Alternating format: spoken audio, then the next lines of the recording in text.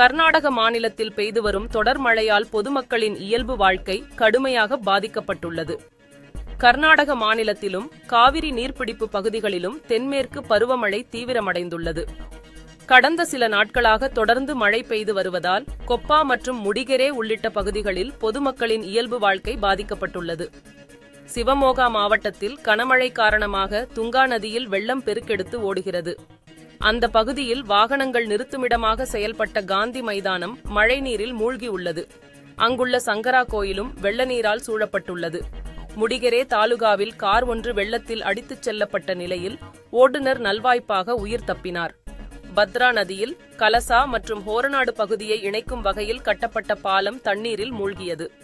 தாழ்வான பகுதிகளில் வசிக்கும் மக்கள் பாதுகாப்பான இடத்திற்கு செல்லும்படி அறிவுறுத்தப்பட்டுள்ளனர்.